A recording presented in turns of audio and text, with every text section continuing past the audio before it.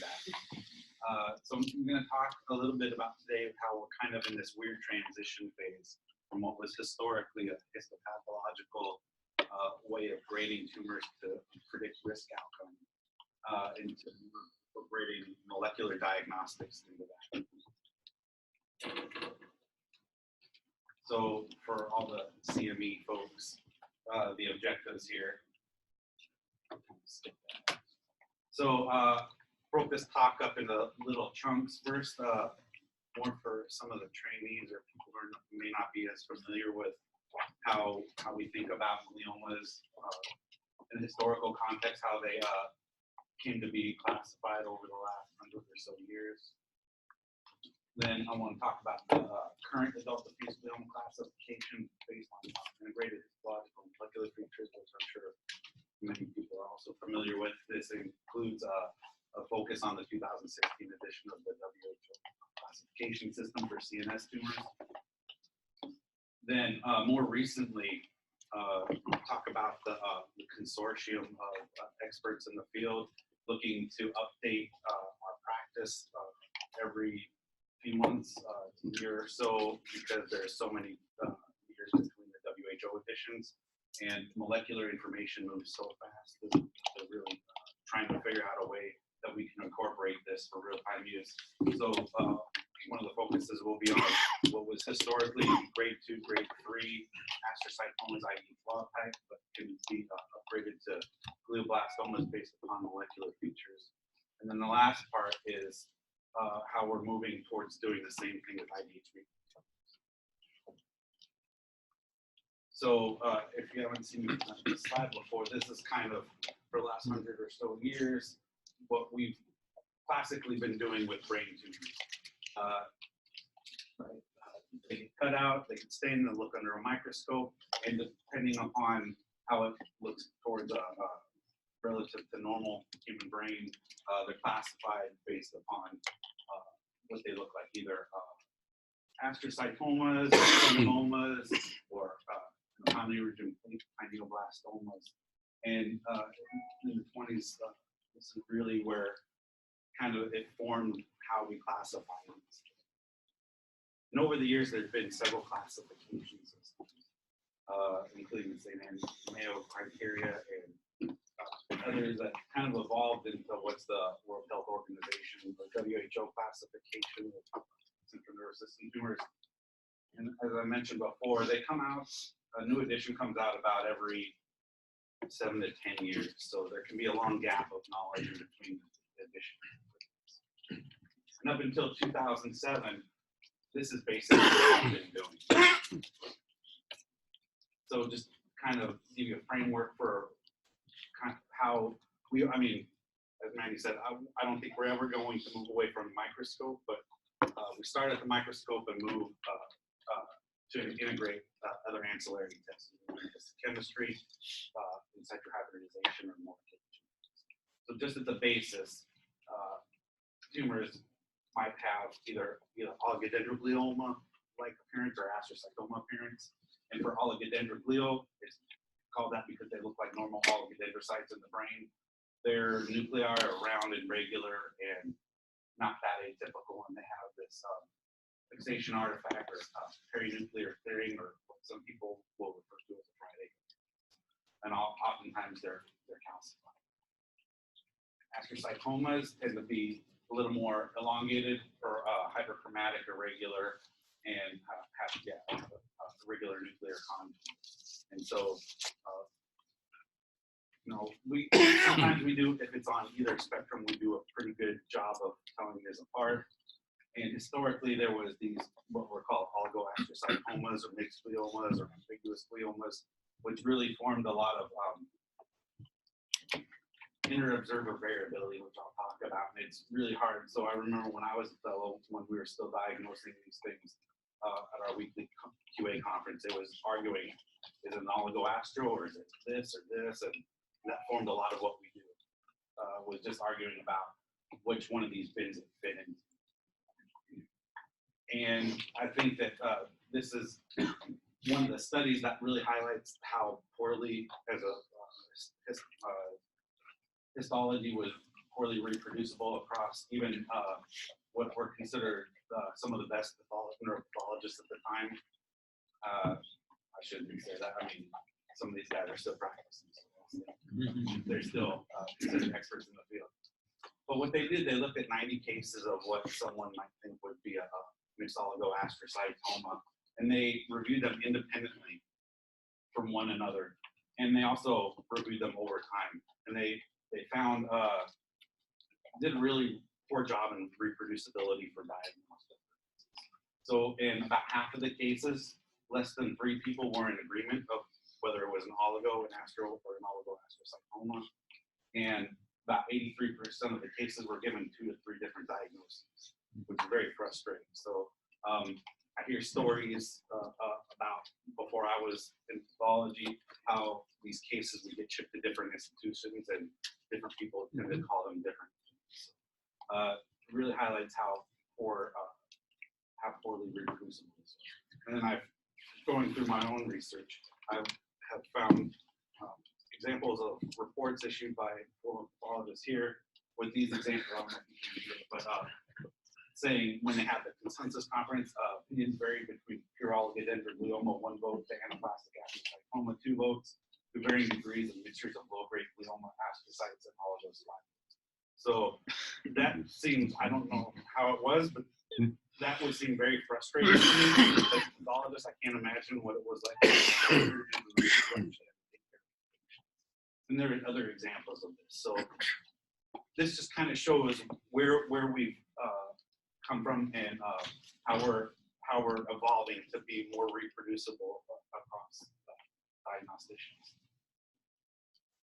So the classifications, oligo versus astro versus oligo-astro is one thing, and then the grading of these tumors is another issue that we're having. So while the 2016 WHO really addressed the classification system, they didn't address grading at all. And it's still kind of this antiquated histological grading system. So just kind of review what this is, right? So grade 2s are generally either oligo or astro, low mitotic rate. And for the grade 3 anaplastic, it's really increased, significant increase in mitotic activity or proliferation. And for oligos, that's been defined. For astrocytomas, that's not defined at all. And this is also another source of high inter-observer variability across pathologists. And there's really no guidance between what constitutes a grade 2 versus a grade 3, which matters, right? Because they get more radiation depending on who decides to call what mitotic activity anaplastic that day.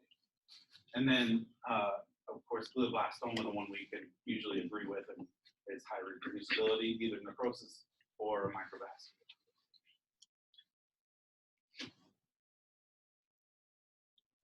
So started off with 100 years ago, looking at histological features, which we were able to classify tumors with, brain tumors with. And then over the last 20, 25 years, we've been getting a better understanding of the genetic alterations that occur with these tumors. Starting around mid-90s, when people were showing that whole chromosome deletion of chromosome 1p, chromosome 19q, tend to recur in lower grade astrocytomas and oligodendrogliomas. And really was Karen Cross and David Lewis, who showed that these made patients were radiosensitive to treatment if they had this. It was also because of the poor inter-observer variability. It was oligos were thought to mostly have 1p19q co-deletion. Some astros had 1p19q co-deletion. Some glioblastomas had 1p19q co-deletion. And the ones that were either astrocytomas or glioblastomas that had this tended to do better than those that didn't. And about 11 years ago, this is when kind of the genomics revolution started happening. So Augustein's group and some others really began by looking at a targeted cancer panel sequence of Glioblastomas to see what they can find. Cancer-associated gene mutations that might inform us about glioblastoma. When they did that, they found about 10 to 5% of these had mutations in isocitric dehydrogenase 1 or 2 genes. And when you look at that, it's quite a big survival difference between the ones that are IDH wild-type and IDH mutant. And they followed that up the next year by looking at what's histologically grade 2 or grade 3 astrocytomas. And in contrast to the glioblastomas that were only 5 to 10%, of about 80 to 85% of these lower grade gliomas have IDH mutation. We can really stratify the overall survival and progression-free survival based upon IDH mutational status and IDH wild-type status. So this is kind of what has led to, I know it's kind of early to show pathways. Just a little about what IDH does. So it's involved in the Krebs cycle, and we convert isocitrate to alpha-ketoglutarate. That's normal when you have an IDH mutation. You produce the oncometabolite to D2-hydroxyglutarate or D2HG. I only mention this because I know for some trainees this might show up on tests somewhere. So the 2HG is something you have to be aware of. It has different functions in the cell, either altered methylation or DNA hypermethylation, which historically before IDH mutations came into being known, there was an idea that if you looked at global methylation across the whole genomic landscape of gliomas, there were better actors called the GSIM phenotype or glioma CpG island methylator phenotype, and those that were non-GSIM. And through other experimental evidence, you could show that if you produce an IDH mutation, you induce the GSIM phenotype. So the GSIM phenotype's really been replaced with IDH mutation status in the literature. So we're moving to figure out how we can incorporate these molecular diagnoses. Do these make these more reproducible? So on the left, so this is the kind of big TCGA data that Dan Bratt and those guys come out with in the New England Journal, showing that if you look at the histological classification and grading system based on this large cohort, this is kind of what you expect, right? There's not a lot of good prediction of who does poorly depending on grade or classification system. When you incorporate 1p19q co-deletion and IDH mutation, you really split these people out, showing that even the IDH wild-type lower grade gliomas have a survival closer to glioblastoma, and the IDH mutant tumors, either the oligos or the astros, do significantly better.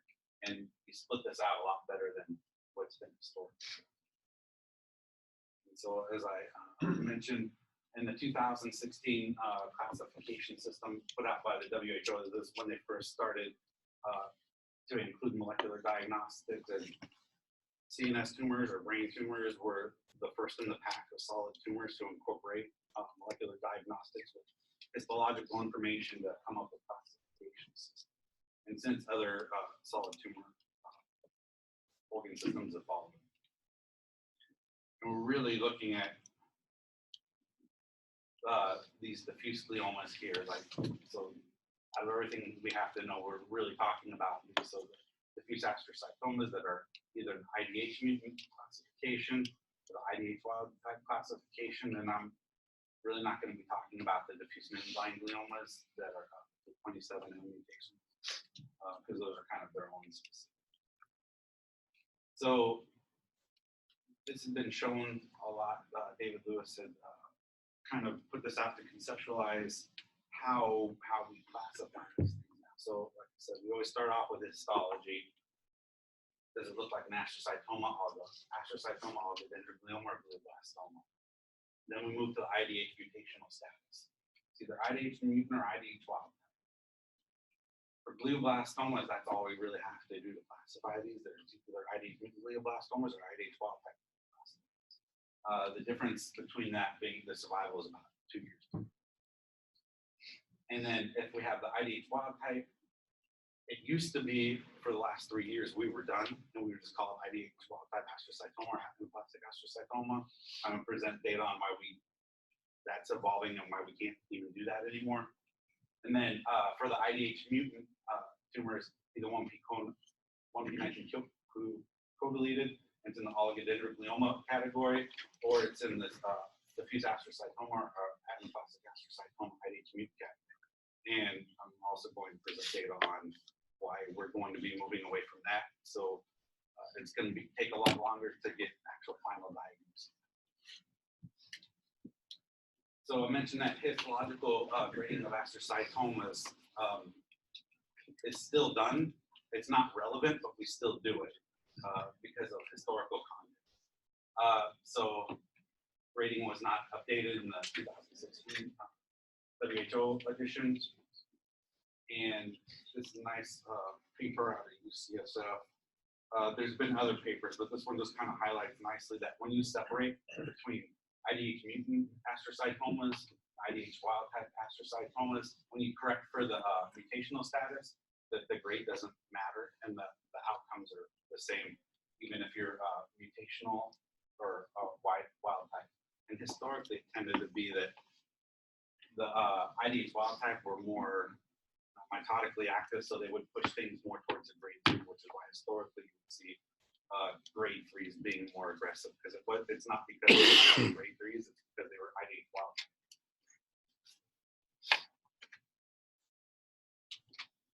So like I said, that. So there is over the last few years, there's been converging evidence showing that that you can actually stratify IDH wild type astrocytomas not by grade but by molecular alterations, and there are minimal molecular criteria that have survival similar to that of glioblastoma. I'm going to show some of the evidence for that.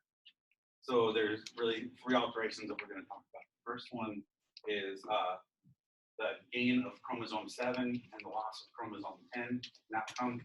So this is just kind of a copy number frequency plot where we go across the whole genome. And this is for glioblastomas. And we look at the glioblastoma signature, you can see that near 90% of glioblastomas have gain of whole chromosome 7. At the same time, about the same number have loss of whole chromosome 10. So this is really a genetic signature of IDH wild-type glioblastoma.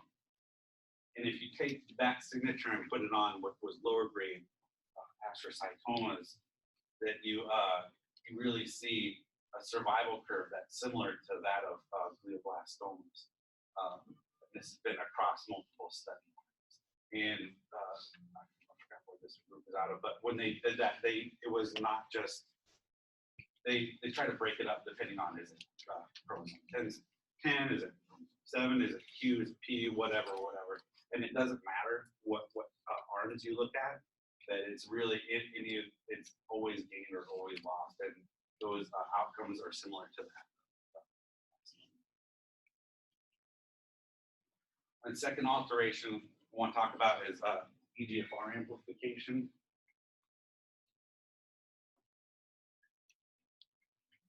So EGFR, tyrosine receptor kinase, that is present in approximately 50% of glioblastomas.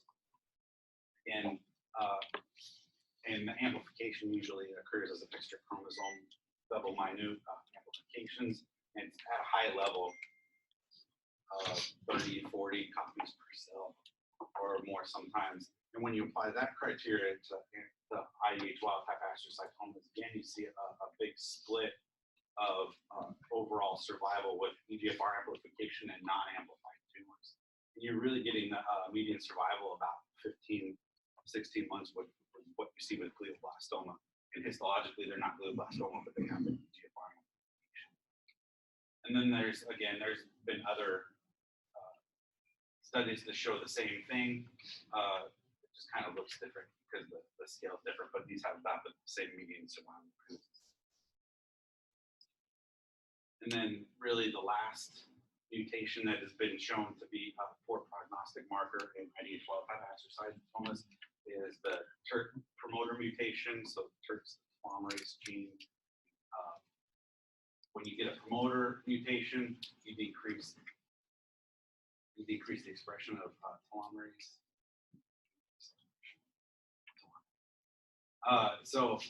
When you look at that, that's about the median survival is about the same as what you get for glioblastoma, and this is across several studies as well. Kind of the ironic thing is if you have a TERT promoter mutation in an IDH-mutant tumor, it's very good. It's more like an oligodendroglioma. It's really a signature of oligodendroglioma, but in IDH-wildtype, it's really bad. And just over several studies shown that TERT promoter mutation has outcomes similar to that. So with these kind of molecular markers that have been shown to be prognostic and really go beyond what histological classification has done,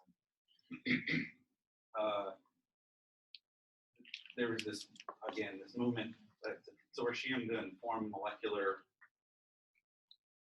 something, I can't remember, but it's the same people who are basically on the WHO who are looking to update pathological classification criteria. And this happened just shortly after the WHO. And so far there's been 4 updates. That's not a big one. The H3T27M, some more pediatric gliomas, and then this one, which if anybody heard me talk about these at Tumor Board or elsewhere, this is how we've been changing our practice in neuropathology to reflect these C-Impact Now Update 3s. So they refer to these as diffuse astrocytic gliomas, IDH-wildtype with molecular features of glioblastoma, WHO grade 4. So these are things that historically were called diffuse astrocytomas or anaplastic astrocytomas, but now we give a glioblastoma designation. And this has been incorporated by most large academic medical studies. Maybe not so much in community practice, but it's pretty much standard of diagnosis wherever you go. So just kind of conceptually to think about it. So we start off with histologically anything that looks like a diffuse or anaplastic astrocytoma, and it has to be non-midline H3T27. And what we do is we test for EGFR amplification, gain of chromosome 7, loss of chromosome 10, and TERT promoter mutation. And if it has any of these, we give it this new designation. And the testing of this can be challenging, and it's where we're getting a lot of more delays in our turnaround time for giving final diagnoses. I know there's been some frustration with this because we actually have to sequence IDH on all these, and we have to sequence TERT promoter mutations, and so this sometimes takes a little while. So we try and do as best as we can to say it looks either low grade or high grade, and we have to really wait for the molecular to get the final classification. And this, again, was kind of the suggested integrated and layered format that we have adopted at the University of Washington, looking at integrated diagnoses, and histological diagnoses and the molecular information. And I know that this layout may be a little foreign or confusing to people. And I think this is a nice illustration where like the histological diagnosis will be anaplastic astrocytoma, and the integrated diagnosis is a molecular glioblastoma WHO grade 4. So I've gotten feedback that can be confusing to some people, maybe not the people in this room, but some of our other people at the Alvin Brain Tumor Center. So we're still trying to figure out what the best way to report these is, so we don't have things that to someone who doesn't do this a lot may not look like a discrepant diagnosis. So again, I just talked a little bit about this. So our testing strategy, we tried to make this uniform across our division, across practitioners, across everybody. So anybody that's a newly diagnosed WHO grade 2 or 3 diffuse glioma, based upon histology, gets this full panel workup, which we call the low-grade glioma panel workup.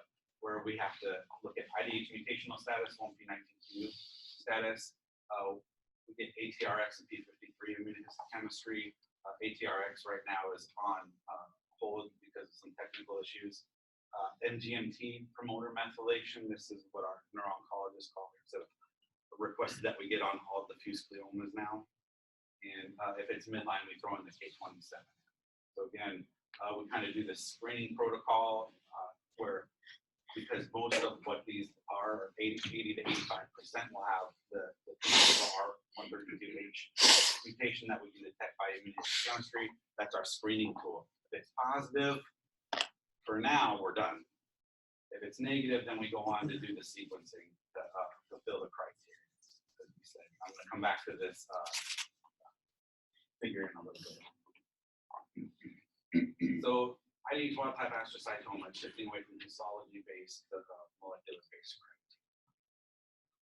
What about IDH-mutant astrocytomas, which comprise most of what we see for these?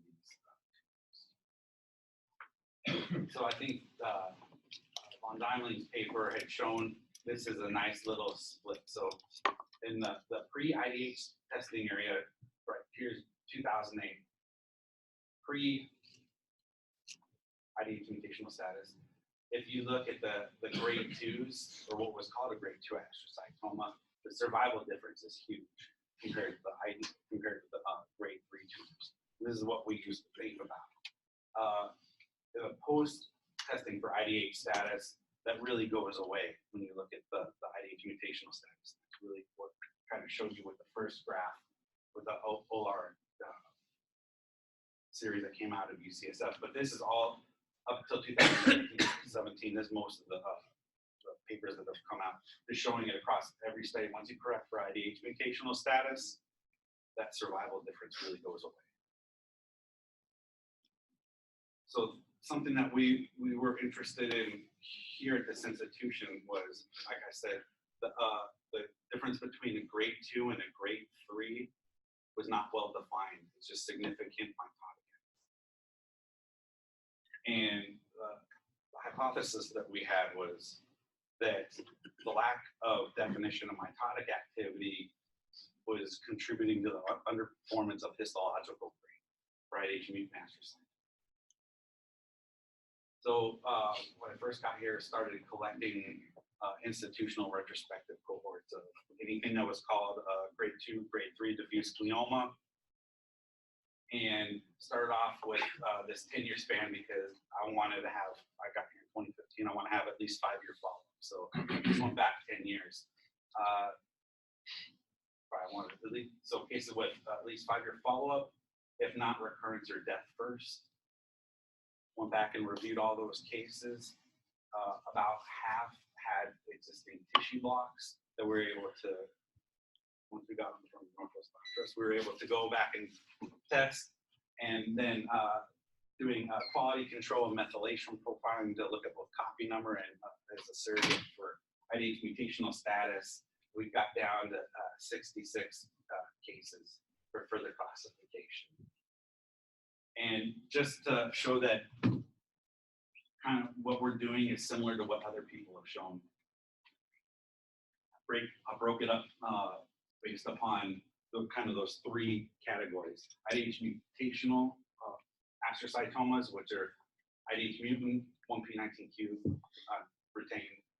IDH mutant oligos, which are defined as IDH mutation plus 1p19q deletion, and the IDH wild-type.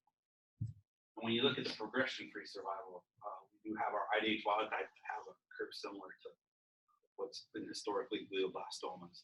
These are all grade 2, grade 3 based on histology upon initial diagnosis and my re-review of the cases. And then the IDH mutations really split out nicely. And that's the same with overall survival of these patients as well. So our cohort reflects what's been known about lower grade gliomas or histologically lower grade gliomas in the past. So went on to do a very labor-intensive study that took a couple of years. We had 3 trainees that that I had trained to look for mitotic activities, and we broke it up into two different categories. Either we took total mitoses of every mitotic figure in the resection specimen, or the max mitoses per field, and the max mitoses per 10 high power field, which is usually how we report these things out.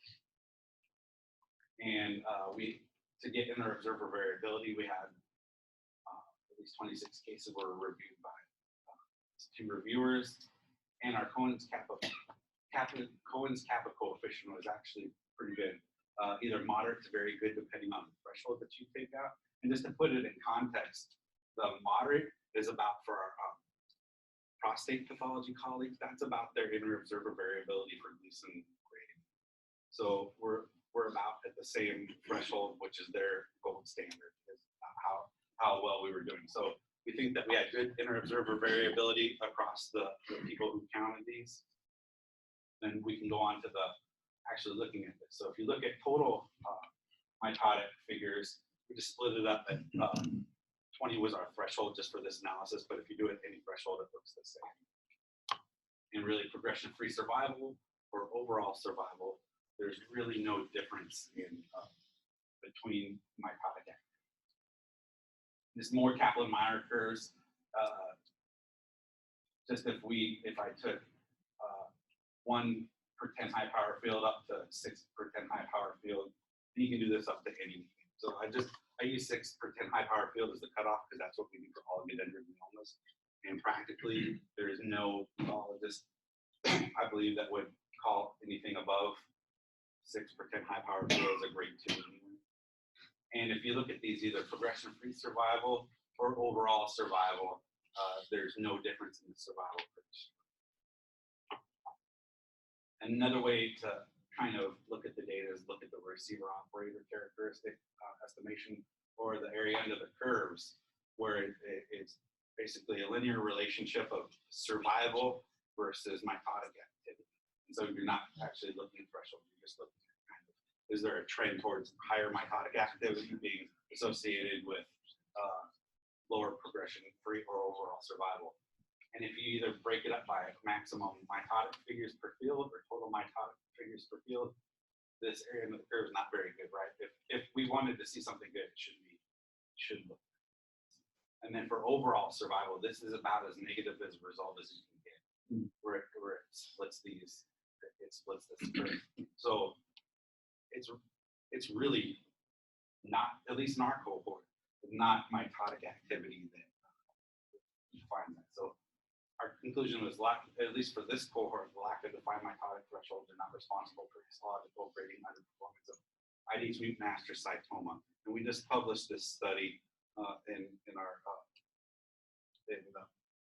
Journal of Neuropathology and Experimental Neurology, which is the Journal for Neuropathology Society. And it's really the only study so far that has done that kind of analysis. So I think my interpretation, I think a lot of our interpretation was just was hoping to put the final nail in the coffin for histological grading of IDH-mutant astrocytomas. So if it's not histology, then what might it be? And this is where I'm going to spend the rest of the time talking about. Similar to what was done for IDH-wildtype astrocytomas, there are molecular markers that are prognostic for performance. So I talked a lot about this the last time I gave grand rounds about the multidimensional scaling. If you take TCGA gliomas and you break them apart based upon copy number alterations and single nucleotide variants, you get kind of the scattering where they really break up, looking at IDH-wildtype astrocytomas, Glioblastomas, IDH-mutant astrocytomas, and oligodendrogliomas that are IDH-mutant multi-nectin. And through a bunch of systematic ways to look for copy numbers that may be poor prognostic markers, won't go through all of that. But at least in our study, we identified for IDH-mutant astrocytomas or Glioblastomas that there are 3 molecular markers that indicate a poor prognostic feature. So either CDK4 amplification or for CDKN2A homozygous deletion or loss of 14, chromosome 14, either the whole chromosome or 14. And it really breaks survival up regardless of grade. It was independent of grade for these. And the first data set that we had to validate these copy numbers was in the German Glioma Network. That great collaborators who shared some of the data with us, but it was all grade 4 glioblastomas. So if you just look at the grade 4 IDH-mutant glioblastomas, you break it up depending upon these molecular features. The TCGA and the German Glioma Network data had the same overall survival. When you do linear regression of these, the slope is pretty much 1. So we believe this validated our data for these copy numbers. So then I want to apply that copy number subtype to lower grade IDH-mutant astrocytomas, which is the cohort I was showed you the mitotic activity about. And this is just kind of the algorithm that makes a pretty picture for the genetic alterations and the TCGA data rehash just for lower grade astrocytomas. And when you break it up, again, the WHO grade was basically reflective of mitotic activity. And if you break it up, the combination of the 3 mutations together did a good job splitting out either progression-free survival and overall survival. When you do them individually, CDK4 didn't hold up in our cohort, but the homozygous deletion of CDKN2A did for overall survival, and chromosome 14 loss did for progression-free survival.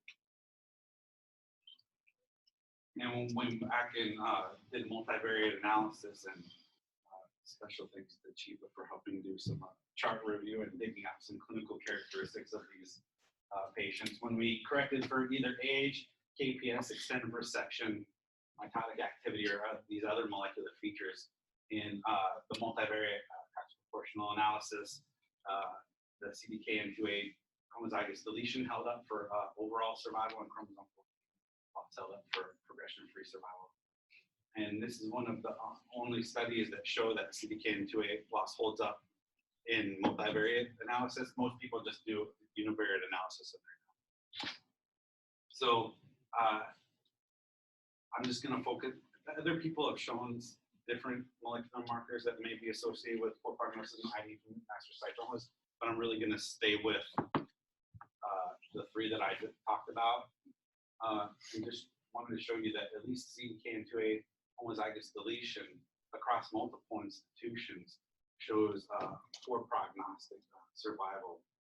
This group out of UC, this was kind of the first study that I could find out of UCSF in 2015, where they showed if you take the IDH-mutant astrocytomas, then you split them up based on CDKN2A homozygous deletion, you get a significant decrease in overall survival.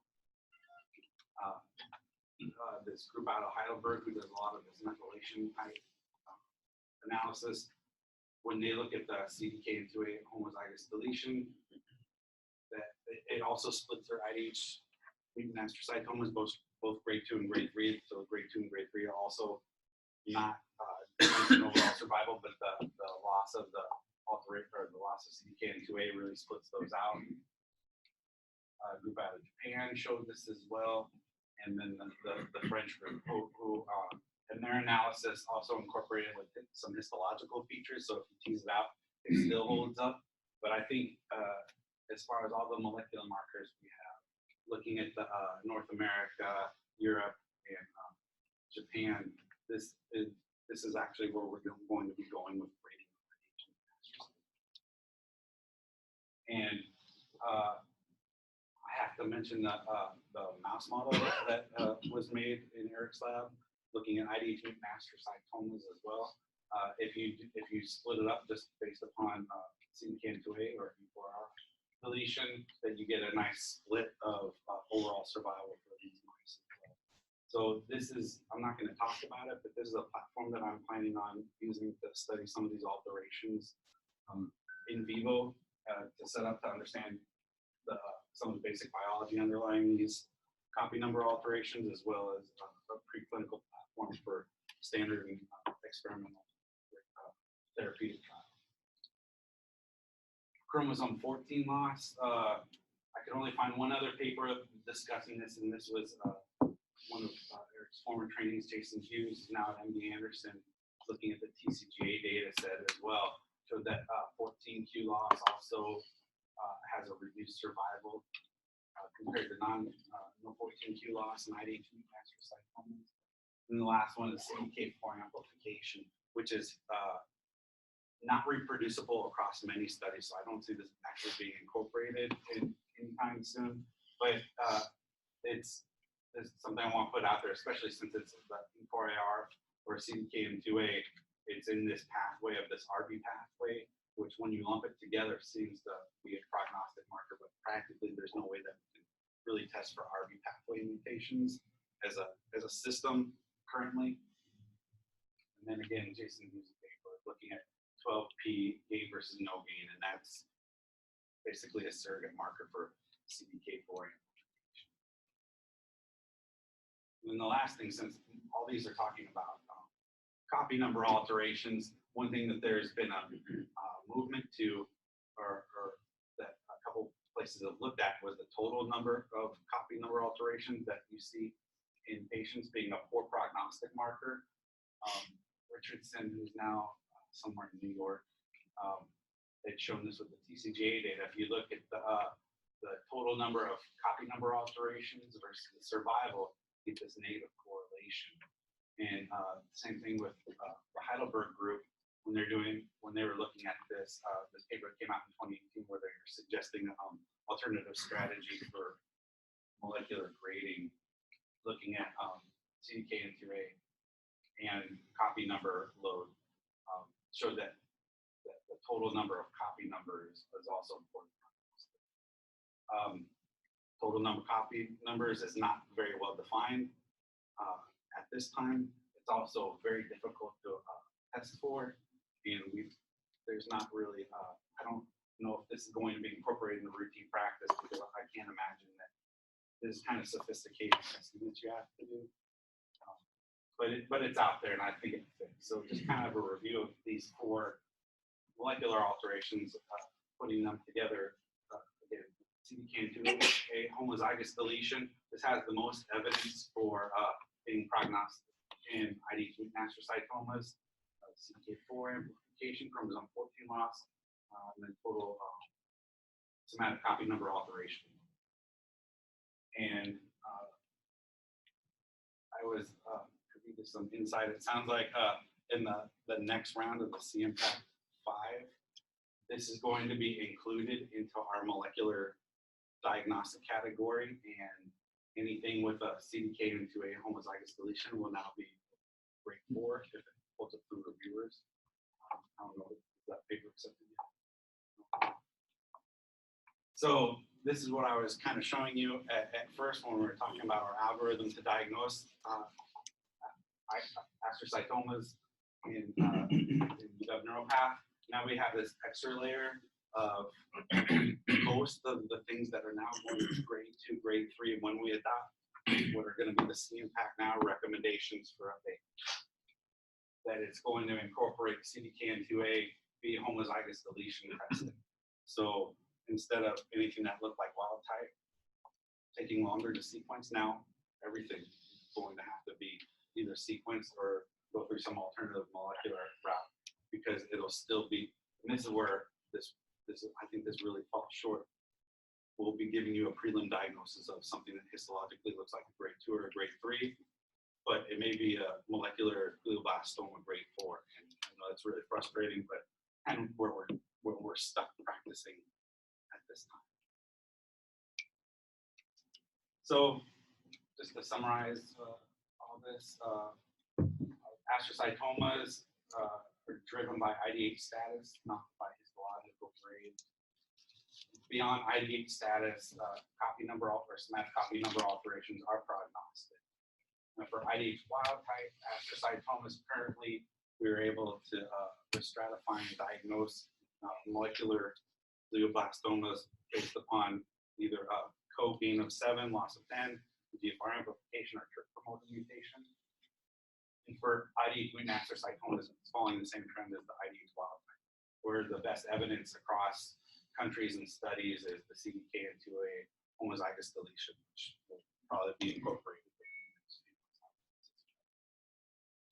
And then just wanted to thank everybody for helping with this. So, of course, my department and these 3 trainees, Becky, who's our current fellow, who spent countless hours counting mitoses under the microscope, which is again, Chiba for helping with the chart review, Eric for a lot of the supervision and guidance for the molecular operations and the papers that we put out, and collaborators in Europe for helping with the German Glioma Network data that validated our first set of the STTR program that funded a lot of this research that we've done, and Nancy Lester-Howard, who helped support the students in doing this. So with that, I think I'll be done. I'm happy to take any questions or any comments.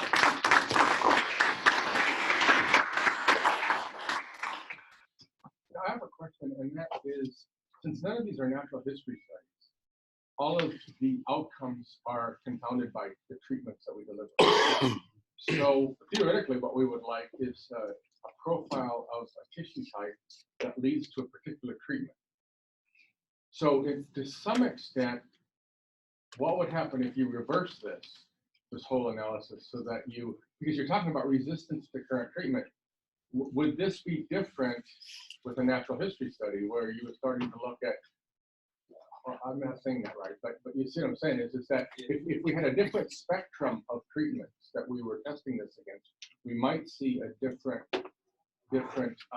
clustering of prognostic molecular features. Right, and that's what we suspect. And so some clinical trials now will kick out people who are IDH-mutant and only allow IDH-wildtype astrocytomas. As far as the copy number alteration, that's what I'll kind of focus on.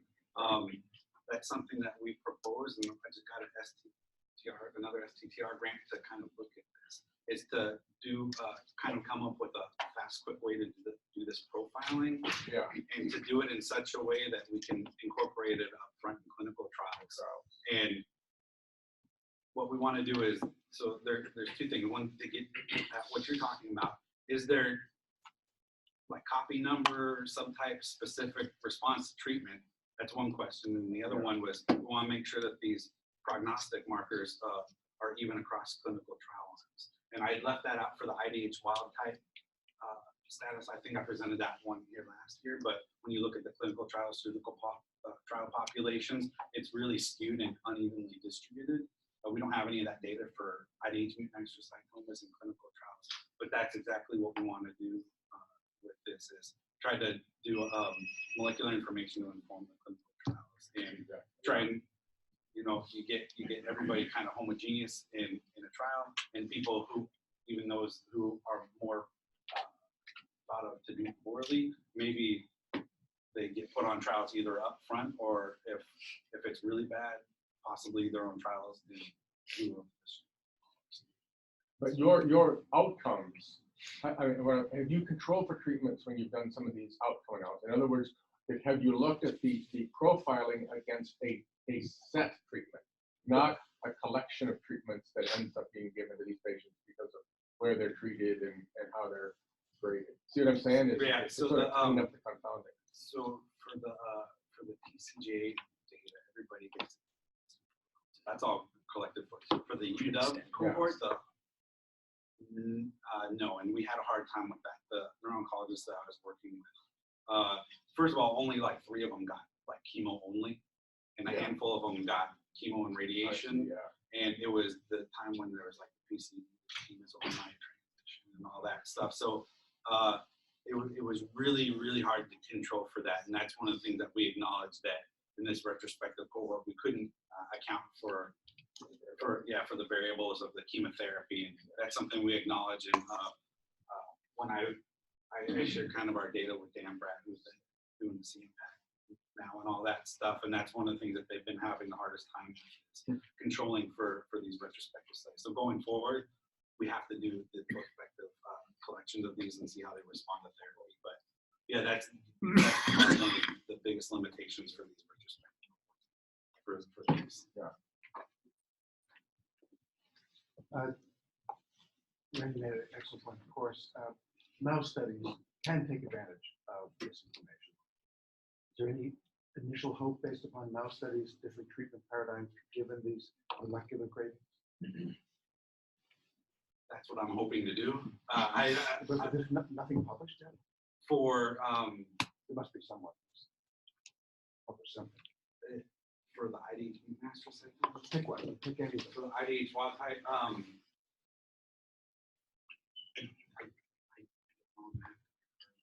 for Eric and some of these, but as far as I know, I don't know of different radiation response. I can tell you that there was, if you manipulate different genes that in these, like the study I was a part of, where we looked at a Hox gene related to chromosome 7 gain, that they have different responses to radiation, and you can get survival differences and response differences based on that. As far as I know, at least the alterations I'm talking about, I don't know of a differential response in treatment in these mouse models, and that's actually I'm resubmitting my KO8 award to look at just that. I think just to comment briefly on that, I would say that in general, there have been a lot of exciting preclinical studies, and we're really frustrated in the field that none of that is really translated. The prime example of this is looking at EGFR amplified tumors and using targeted therapy against EGFR, which has shown relatively good responses in other cancers where EGFR is amplified, such as lung cancer, but for whatever reason in brain tumors, that just doesn't seem to work. So we do have a lot of interesting things going on in the preclinical realm, whether it's really incredible mouse modeling work or work with sort of cell lines and large scale screening projects looking at screening 1,000 drug compounds against cell lines, but none of that seems to translate. And there's a variety of reasons for that, but I think one of what I'm hoping is one of the major things in that. So you start to look at temporal accumulation of genetic responses, right? You start with copy number, and then you can move to other things, and something like EGFR amplification, or whatever these things are. They're very heterogeneous in their distribution across cells and across the tumor, whereas these copy number alterations tend to lay the foundation for the genomic framework. So I'm hoping that targeting an earlier event will hopefully lead to something that's a more durable response.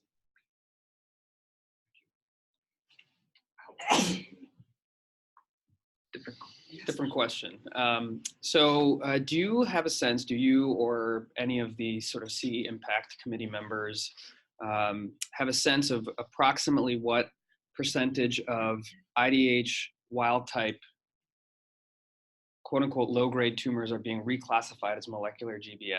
And is that close to essentially 100%, in which case should we just be classifying all IDH wild type tumors as glioblastoma? I want to say, doing the dirty math in my head, 10 to 15%, but I can't.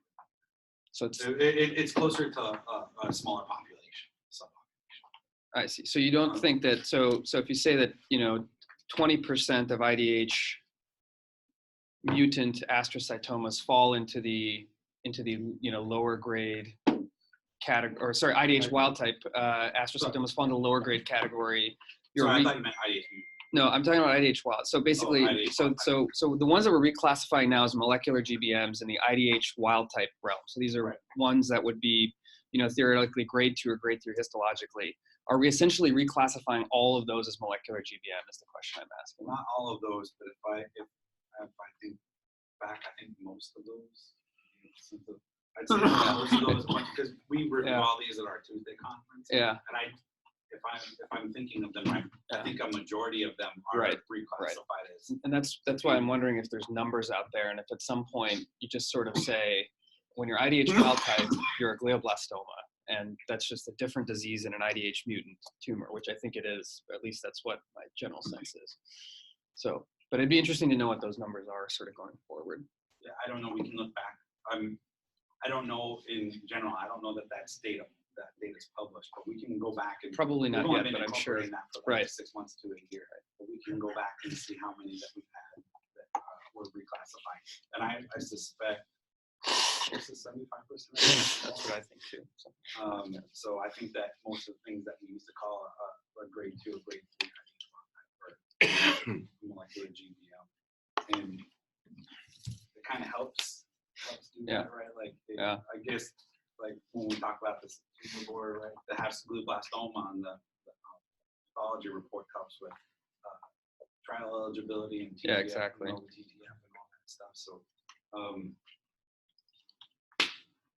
it's a kind of frustrating times all around trying to figure out how to classify and grade these things. That's gonna be an iterative process, right? I mean, to get where you're going, which is probably very well where we're headed, you're gonna have to find any kind of mitigating genetic alterations as well, and because there are IDH wild-type astrocytomas which don't behave as bad as astrocytomas. You have to figure out who they are in addition to the market.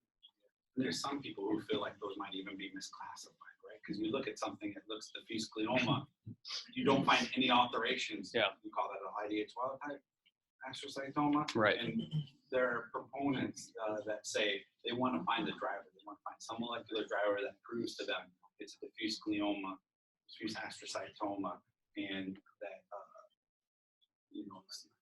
even if in the absence of evidence. Yeah, and the reason I bring it up is because we're on the clinical side of things. We see issues with, again, improvements.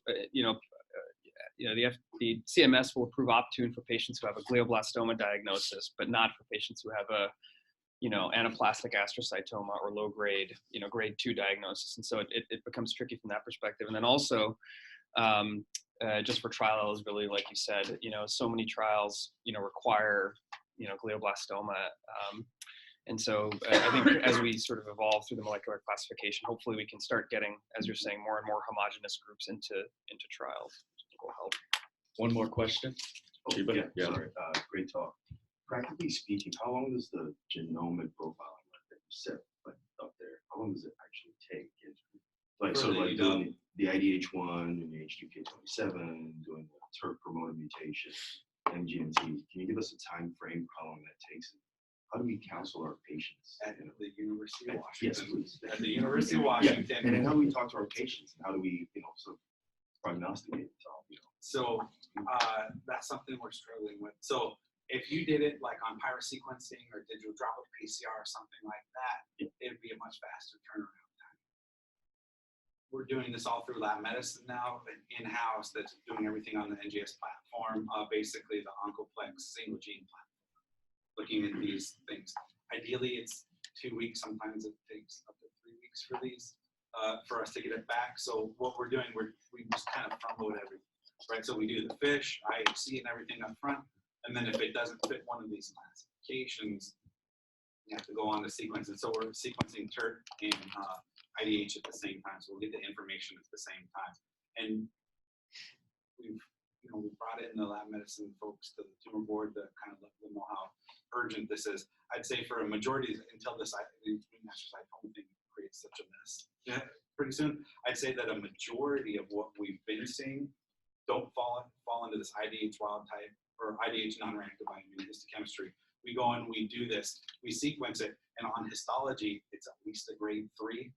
So the preliminary we give is it's at least grade 3. So they're going to be treated the same anyway. So you're going to plan for radiation and chemo at the 2-week follow-up, whatever for that. And that's how it's been mostly done. It's very rare. It has been very rare when we say it's grade 2 versus grade 4, but that's going to increase. And so I think what we've been trying to convey is histologically, it looks like whatever. It looks like a diffuse glioma, and we're going to have to wait for the molecular information for classifying. And we're going to have to figure out how to do that in a faster, better way. But right now, this is what we do. Right. Just to follow up on that, we had an interesting discussion yesterday at our quality assurance conference. And the strategy that we discussed was to try to put this into a category of at least like a grade 3 to help the clinicians at first until while we wait for this kind of thing. I don't know how helpful that would be, but you know, we realize PJs are liaisons support has been really great at communicating with the people seeing these folks and with us as to the best strategies to try to at least have a common message that's helpful. And we're always welcoming the feedback, right? Oh, yeah. We like if you see something and think there's room for improvement, how we can communicate, either formatting reports or communicating to the group or whatever, let us know and we'll want to do the best, right? We're just trying to help get these patients managed as quickly and efficiently as possible. So we're happy to sit down and talk about any of these issues. Great. Thank you very much. It took a really